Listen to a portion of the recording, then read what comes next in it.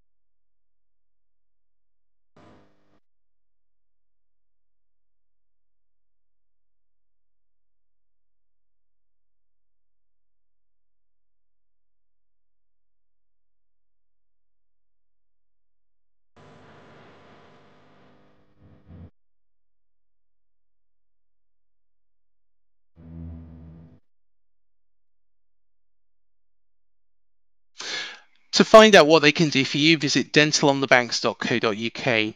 Now, of course, we have got Newcastle at home, and of course, the return of the chosen one, Eddie Howe, or Sir Eddie Howe, as we like to refer to him. He's had a pretty good season in the North East, it is to be said. Of course, he took over from Steve Bruce. Newcastle were looking a little bit dead and buried, and he managed to, with the same side, with a few little additions, managed to pull them right up the table. At the moment, they sit fourth with a game in hand on Manchester United and only 3 points behind. Also, he has got a cup game with them coming up in the Carabao Cup. Who said Eddie don't like a cup run? To actually discuss this game, we've got a very special guest, and from the True Faith podcast, it is a pleasure to welcome on Charlotte Robson. Charlotte, how are you doing? I'm good, thank you. Thank you so much for having me. Not a problem at all, and thank you for joining us on this special show. So, of course, Eddie Howe is coming home, or Sir Eddie Howe as we like to call him. Yeah. But he's not coming home in our dugout. No, sadly not. We've got him now. It'll be in one of the dugouts, just the away side dugout. So yes, Eddie Howe, but you all have really lovely feelings towards him. That's nice, isn't it? Because a lot of sometimes managers leave under a cloud and things like that. But everybody I speak to who's a Bournemouth fan is just like so happy he's doing well. So that's nice. Oh, we're absolutely delighted that he's doing well. And it's going to be a really weird atmosphere because it is likely that Eddie Howe, being the opposition manager, is going to get a better reception than our own manager. Yeah, you're not doing so well. So your manager's not, he's a bit persona non grata at the moment, isn't he? Yes. Yeah, I think it's probably true. It will be a bit weird. I'm interested to see what that's like then, because I am going to the game, so that'll be interesting. But of course, the season so far has been fantastic, and I'll fill you in on something, Charlotte, that I did at the start of the year. So I spoke to Harry Redknapp and did a preview show for the season, and I turned around and said Newcastle would finish third. He did offer me a bet. I didn't take it up because you don't bet against Harry Redknapp, but it could happen. It could even be better, couldn't it? Let's be fair. Well, I don't know. I don't know. I think we're in the conversation for top 3, top 4, definitely. I don't know who else, but I don't think Spurs are too. Like, people keep talking about injury threat with us, but if Harry Kane gets injured, their season's over. Like, he's the reason they're doing what they're doing. And so, yeah, we're in the conversation. It's a very exciting place to be, considering this time last year, where we were starting to creep up a little bit, but around January we were like 20th, 19th for a lot of that time. So for the turnaround to be now talking about top 3, top 4, I keep having to like pinch myself. It's crazy, really, when you compare what Bruce did at Newcastle and what Eddie's done. And yes, Eddie spent a little bit of money, but he hasn't spent extortionate amounts. Yeah, I'm glad you've said that, because a lot of people are like, yeah, money, oil money. And it's like, there's technically a lot of money available to us. And I'm not saying we haven't spent any. Alexander Isak was our record signing. That cost us 65 million. We've just spent 40 million plus 5 million add-ons on Anthony Gordon. Bruno Guimaraes cost us 35 million. Those are not small sums of money, but they're also not your astronomical sort of 60 to 90 million pound players that people, I think, thought we were going to go out and spend. We are limited by things like FFP, and you've seen this week how that is going to bite some teams in the ass, I think, or could allegedly. Not touch wood. What's the thing? Like, you have to be careful with your language. Allegedly, accused of, and so, yeah, I think I'm glad you've said that he has spent money, but not loads, because the most astonishing thing, I think, to all Newcastle fans, and I think Bournemouth fans are probably in a unique position to appreciate because of knowing Eddie Howe, is the turnaround of the existing players. Like Joelinton was hopeless before Eddie Howe got his hands on him, and now he's one of our like most terrifying midfielder, like a lot of Premier League footballers have ever seen. Almiron he's quite an up and down player, because he has these periods of high intensity and just like all of our players, they're fitter, they seem happier, they're meshing together better, and I think that's not about money, that's about Eddie Howe and his coaching staff. And Joelinton was one that jumped out to me, and I've mentioned a couple of times, because I thought he was useless. I thought he was hopeless under Steve Bruce. And Eddie Howe has completely transformed it. How has he done it? How have Newcastle fans, and what did they think of Joelinton beforehand? And what sort of, because he was in a completely different position, wasn't he? Right, so Joelinton was bought as a striker, as a number 9. Joelinton didn't play as a number 9 at Hoffenheim, where he came from. That was not his position. And so he was brought in. He's not a striker. He's a midfielder who can occasionally score, but he's not a target man. And I do think Steve Bruce is hopeless, right? As a Premier League manager in the way that the Premier League is now. But I also think he was a bit hamstrung, because I think he was given Joelinton and said, "Here's your striker, play him as a striker." By the previous regime, I don't think he had much say in it. I might be wrong, but I don't think he did. And then he also, but then sort of couple that with Steve Bruce's, in my opinion, sort of inability to adapt. He couldn't then say, well, this isn't working as a striker. He didn't play as a striker. He played much wider, or like sort of almost on the wing at Hoffenheim. Why don't we try that? Like that just, and then that they're not fit under Steve Bruce. They're fitter under Eddie Howe. So Eddie Howe came in, they're immediately training more.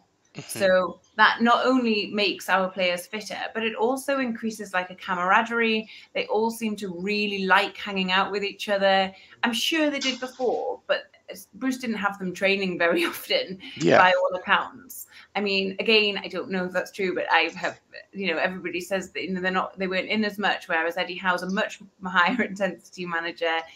He had them training a lot more, has them training a lot more. So there's already a sort of much more of a locker room, like everybody likes each other.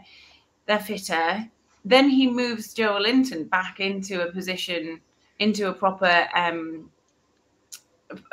midfield position where he belongs. He does still sometimes play him sort of to the side of Callum Wilson. He brought in Callum Wilson. Callum Wilson's, number. I think we already had Wilson, but again, not getting fed the ball. So it's like I can't even really remember having him. Do you know what I mean? Before all these players got transformed. So we've got Callum Wilson as a proper number 9. Joelinton's able to drop back properly into midfield. And although Eddie sometimes still does play him sort of to the side of Callum Wilson, his proper position is this sort of, you know, aggressive midfielder who can hold up play, and he's so good in it. And I think Eddie Howe just could see that and put him in the right position. His confidence immediately grew. He's able to score goals now because the pressure isn't on him to score goals. Yeah. And he's able to kind of exert his physical dominance in the middle of the pitch because he's a big player. He's a big guy. And now he's got even more muscly because Eddie Howe's got them all in the gym all the time. Of course, there is, you mentioned there Callum Wilson, but there is 2 other Bournemouth players as well on the books at Newcastle. Of course, Matt Ritchie. Mm-hmm. And there's another chap as well that we like to refer to as the Snake. He was due to go to Hull, but what actually fell through there? I actually don't know. I don't know if it was a case of sort of not wanting to lose players because our squad depth isn't great. Mm-hmm. But I don't know what happened with the whole situation. But yeah, Callum Wilson's sort of your key Bournemouth ex-player that's been the sort of focal point for our team for a long time. So we love Callum Wilson. He's great. He had been ill for a while. I think back end of after the World Cup, I think he got COVID, and then I think he also had some other illness. And it's taken him a while to get back to full fitness. We saw him come on in November against Southampton, I think, for a bit. But then he was like, I'm still ill. And I think because of the illness, he'd missed a lot of training and he's just a little off the pace. Mm-hmm. He played on Saturday, and we were starting to feel like we're seeing the old Callum Wilson back again. I also think that and you'll maybe know this, you guys will know this better than I do. I think I'm going to say this with all of the love in the world. I think he's very arrogant, but I want him to be arrogant because I want him to know his class. Yeah. And like a really good goal scorer. And, you know, when he scores a goal, he's not like, oh my God, I've scored a goal. He's like, of course I've scored a goal. Like, that's what I do. That's what I mean. So it's like a totally positive thing, in my opinion, for that kind of player. But we brought in Alexander Isak, who's also a striker, a different kind of striker. He can stretch the game a little bit in a different way. He can collect the ball and pull it right down the pitch in a way that Wilson's bit more static, I think, in the sort of final third. And I think that kind of knowing that Isak's there is making him sort of think, well, hang on a minute, I'm going to play better now. I'm going to go back to training. I'm going to do everything, because we saw him a little bit back in form last week and hopefully this weekend as well. And of course, Matt Ritchie, I think, is probably going to be on his way out of St James's Park. But there's a lot of good memories as well. Plus, you probably remember that 2-2 draw with us at Dean Court, where he, kind of broke our hearts in. I think it was the last minute, wasn't it? It was, yeah, it was. And then, like, we all celebrated really a lot, and then some of our fans got pushed onto the pitch because it's you're so close to you're so close to the pitch, and then there was like a bit of a thing about it because they got prosecuted. And they were like, but I was pushed on, like I didn't pitch invade. It wasn't. So I think that there was a bit, I don't know actually what happened to them, but that was a crazy one. There were people, several rows in front celebrating, getting pushed down the chairs and stuff. I apologize for the broken heart, but for us at the time, a point was like 17 points. So we were very happy.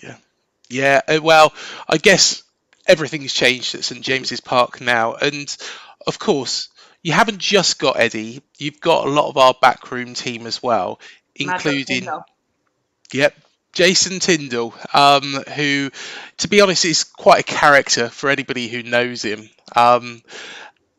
Unfortunately, it didn't work as manager when he did get the top job after Eddie left. But what do you make of Tyndall's? We call him Mad Dog.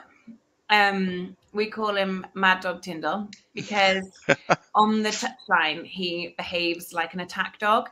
He will shout at the fourth official. He will shout at all the linesmen. He will get into the technical area of the opposition management and pull them away from the game to the extent that they're shouting back at him and not watching their players. He's insane, but I love him. I think he's the best. We have a sort of topical new, like Alex and I from True Faith, we do a show called TFTV every week, and we talk about, you know, it's lighthearted. We talk about 3 sort of topics around Newcastle United that week, and Mad Dog's usually one of them, or like comes up somehow, because he's just, yeah, I find him really interesting. But I'm way too frightened to ever meet him, partly because we've given him this name Mad Dog, and now a lot of the fan base call him that, and then partly because I've seen how he behaves on the touchline, and I wouldn't want to get on his bad side. But the players really, really like him. And, you know, he's obviously Eddie's sort of right-hand man. They work so well together. So, yeah, I think the fan base really likes him as well. Oh, he's a lovely man. And honestly, don't be fearful, Charlotte. If you ever get to meet him, he is a laugh. He is a real laugh as well. So yeah, I will run away. I'll back out of the room. That's yeah. Of course, like you said, we're not in particularly the best of form. And to be perfectly honest, if Gary O'Neill doesn't get a result or a performance against Newcastle, I can't see. I'm surprised he's actually lasted to this point, but I can't see him lasting beyond this point. Was he? So he's sorry for my ignorance. He was sort of interim manager, and then you just named him manager, right? That's right. Yeah. Yes. Yeah. And you haven't won in ages. Exactly, since the World Cup. Our last win was against Everton, just before the World Cup. Good, and let's be honest, beating Everton though, well done. Well, to be honest, it's not hard really. It isn't very hard. But am I allowed to swear? Yeah, go for it. Sorry, yeah, they're dog shit. I hate them. But of course, Eddie will probably be feeling a little bit of the pain. He went through some spells as well, and of course he was in charge when the club were relegated out of the Premier League last time round. Yeah. What sort of advice do you think he would give to Gary O'Neill moving forwards? Would Eddie Howe give? Yeah. Ooh, I don't know. That's an interesting question. Probably like take 15 months off managing and go around Europe and learn from the best managers in Europe, because that seems to have worked wonders for Eddie Howe. So I think he would probably say, emulate everything that I do and you'll get better at being a manager. Gary O'Neill, how old is he? He's not that old at all. I believe he's a little bit younger than Eddie. Sorry. Oh my God, he's only 39. Yep. Paper round. Yep. Well, he's got time if he wants to pick it up. Not maybe with Bournemouth though. You guys need more help. Yeah, definitely. And I think seeing as Eddie went through, and one of the players that did really let Eddie down in that run up, because we was relegated during COVID, was Ryan Fraser. And I think Eddie would probably feel a little bit of the pain that Gary O'Neill is going through, considering he had that spell. But of course, is there a possibility that Bournemouth can get a result against Newcastle, considering we are up against Eddie Howe? Now, normally, when you look at the two teams, you think, well, there's not a hope in hell. But it's against our former manager. And, of course, we do have players here that have played under him. Yes, that's right. Ages ago. So yes. They're older now. They're a good few years older, those players. Probably a bit tired, aren't they? Let's be honest. Of playing football. No, I don't think so. I'll be honest. Our players are a bit leggy. They've played a lot of games. We don't have a lot of squad depth. They might be a bit tired. But in your current form versus we're not. No, I don't think so. I'm sorry, I'm trying to be kind. I think No, that's fair enough. I think it'll be an interesting game. Mhm. And like, but then do you not want to lose so that Gary's gone and you get to start afresh? Is that not like that might be, it's kind of a difficult question, isn't it? It is a difficult one, and to be honest, I've got so much time for Gary O'Neill, but I think it is time for a change. I think we need to do something before it's too late. The problem is other teams picking up points around us. Right. It's just going to put us deeper and deeper into trouble. Right. So we need to start getting results on the board. But I think if Eddie might do us that favour. Some fans will look at it as a favour, but I think he's definitely going to get a better reception than our own manager. Yes. I don't think Eddie Howe is going to set up to lose to Bournemouth on Saturday because I think he has a point to prove that he's got us to a final of a cup, but the league still matters and finishing high in the league still matters. And I think, on your current form versus our current form, I think we have a bit more quality in the pitch. We've now brought in Anthony Gordon, who he's got a bit of a point to prove. He was sort of slated at Everton and then has turned, like, we only saw 20 minutes of him on the weekend against, was it West Ham we played? Yeah, it was West Ham. We only saw about 20 minutes of him, but it was really exciting 20 minutes. And so he's really pacey. He's getting into space.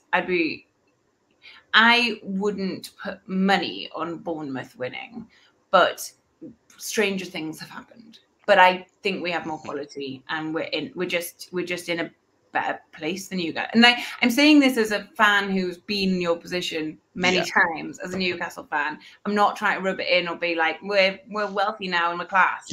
We are much better than we were. And you better than anyone knows that's mostly down to Eddie Howe and his training staff. And I think we've just got a bit more quality at the moment than you guys. So I think we will win. And he's probably going to play the same tactics that he did here because they work. And this is an argument as well with regards to Gary O'Neill, because in recent weeks, we've seen him employing the tactic that Eddie used to go for the game, go attacking, not drop deep. We've seen that, and then around about the 80-minute, like trying to defend a point against Brighton, trying to defend a 1-0 lead against Forest, and it just didn't work. I'm guessing Eddie still goes for the juggler from the get-go and doesn't go defensive. Yeah, he's turned us into a team that plays front foot football. So when Eddie Howe was your manager, one of his weaknesses was setting up a defense. Now we have the strongest defense in the league. So he has worked on that weakness. It is no longer a weakness. So what I don't have any worry about is you guys getting past our defense. My only worry is that we are struggling with that final product a little bit at the moment. You might be able to exploit that. You might get a 0-0 out of us because we are struggling to turn chances into goals. We're not struggling to create opportunities. We're just struggling to finish them. And so we are going. So your question is, will we go out on the attack? I do believe we will. I think he's brought in a player like Anthony Gordon, who I'm not sure will start, but I think we'll see on the pitch. And if he doesn't, then Alan Saint-Maximin will start, and he's a very pacey attacking player. I think we will go out, try and get that lead like quite early on. The only question is, if we're being hypercritical of our recent performances, the only question is, will we be able to actually put away a goal or two? And of course, Eddie has done something that he never did at Bournemouth, didn't really seem very interested in doing. Of course, he's gone on a cup run and got you to Wembley as well against Manchester United, who you are just behind in the Premier League. But how do you think that's going to go? Do you think you can? I'm sure you can do them. I think we're going to smash them into smithereens. The there's sort of nice symmetry about this. I don't know if your viewers will know, the last time we got to a final was 1999, and it was against Manchester United in the FA Cup, and they beat us. We haven't won a domestic trophy since 1969, maybe. We got to a League Cup final in 76. That was against Man City, and we lost that. So this is like a big thing. It's a really big thing. And it's interesting you say that he never seemed that interested in it at Bournemouth. And you know, I've spoken to other Bournemouth fans over the years of you know, doing these sort of like reciprocal like shows and things like that.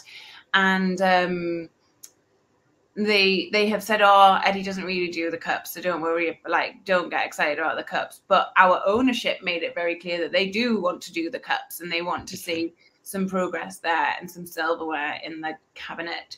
So, you know, I think it'll be a really great weekend and fun and great. But I'm nervous. I'm really nervous about it. Our legacy of not winning cups for a very long time sort of haunts me. The fact that it's Man United kind of haunts me. Having said that, you know, without Casemiro, they have been a bit rubbish. Yeah. Like they didn't play very well this week. So I know he'll be back for the final, but I think it sort of exposes some of their weaknesses quite well. I think it really exposes some of their weaknesses. And I think like I said just before, we have enough quality to give them an incredibly good game and I think snatch it. So I will sob my eyes out if I get to see Eddie Howe and Mad Dog Tyndall holding up a cup and Kieran Trippier captaining us to that victory. I think we can do it. I don't think it's going to be super easy. Nothing is super easy. Nothing ever doesn't feel super easy either. We beat Southampton in the second leg of a semi, and we were 2-1 up on aggregate. I think it was 2-1, but we had an away goal, so it was 3-1. Yeah. And I was still sat there thinking, like, this is going to go wrong. In the 88th minute, I was like, something's going to go wrong. It's going to go wrong. That's kind of like a hangover from years gone by of being a Newcastle fan. But I think we can do it. I think it'll be hard work and kind of, I don't know, it almost feels like I'm jinxing it to kind of say it, but I think we can do it. Well, this part of the South Coast will all be Newcastle fans. I can guarantee you that weekend. I'm happy about that. Yeah. Oh, crikey. We would love to see Eddie win a cup. We'd love to see Eddie be in the Champions League. We wish he was with us, but... I know. I'm sorry. You can't have him back. I never want him to leave. Yeah. Before we do the final prediction, Charlotte, please do tell everybody where they can find the True Faith podcast. Yes, so we are the True Faith Newcastle United podcast, True Faith. We are on all your podcast outlets, so Apple Podcasts, Apple Podcasts, Spotify, there's one. We're also on YouTube, True Faith NUFC podcasts. Yeah, please do check us out if you want to hear us basically praise Eddie Howe every week, because that's really what we do. To be honest, we're probably all going to sign up to that because we absolutely love him. In fact, I've renamed Eddie Howe Sir Eddie Howe of Bournemouth Pool, Christchurch, and all surrounding areas as well, because he is that much better. Like link up to Newcastle and also Newcastle. It might be incredibly far away, but yes. Yeah, I think he's just taken over the country.